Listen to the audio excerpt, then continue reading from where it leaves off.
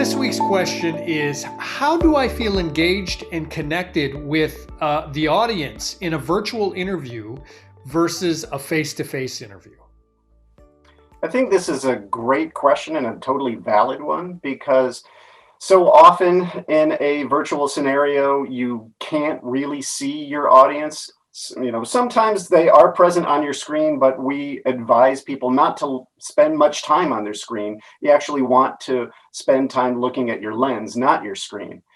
So it can be very frustrating. It can be really hard to know if you are connecting with your audience. So what I recommend doing is thinking about it less like a face-to-face scenario and thinking about it more like a totally audio scenario. Go back to those scenarios years ago, pre-virtual, when it was you and your team around a table and there was just that black speaker microphone in the middle of the table and you're talking to your prospects and your clients that way. Less than ideal, I know, and frustrating in and of itself. But you're listening in that scenario, you are listening for a connection. You're listening for how they're responding to you, and you're asking them questions and giving them as much opportunity as possible to verbally, vocally engage with you. Pete, that's funny, because what you're basically saying is it's an enhanced version of that. We're in a better scenario than that because you got the audio and some limited visual. So it's an enhanced version of the old speakerphone days. And I like that. I think the addition I have is I want you to take a moment and think about the last time you hosted a party versus attended a party. You know how when you attend a party, you can just sit there and you can eat the food that they bring you, you can have fun. When you host a party, you often don't get to have fun. The fun of hosting a party is creating an experience for your guests, which you're running around doing all the things to make it work and bringing the positive energy to make sure that the event worked.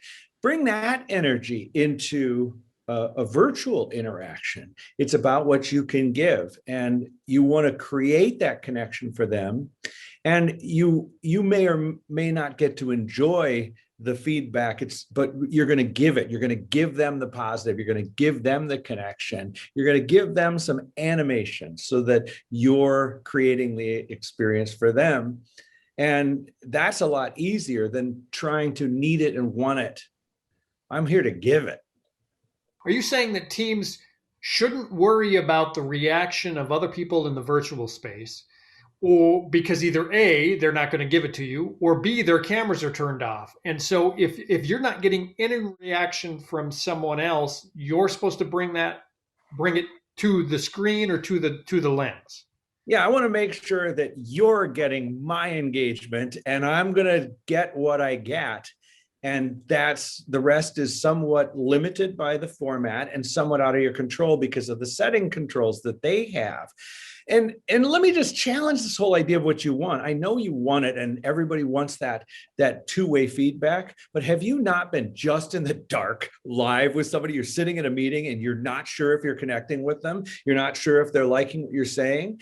You often don't have that information anyway. So what I would say is you focus on what you bring.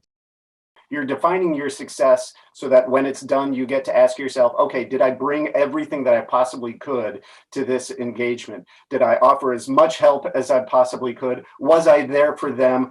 Did I feel connected to them regardless of what was coming back? And if the answer to those questions are yes, then boom, you can say, yep, I succeeded.